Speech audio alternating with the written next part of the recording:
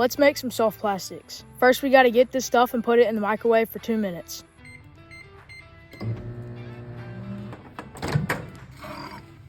Now I just gotta add a drop of brown and green so I can have a nice natural color. I also ended up adding some green flakes. Then I mixed it up and it actually turned out to be a perfect natural color. After that, I used a syringe to put the plastic in the mold. I kind of spilled it a bit, but it's fine. After about 5 minutes, I opened up the mold and it didn't quite fill up the third one, but the first two turned out really good. Anyways, subscribe to see me go fish with them.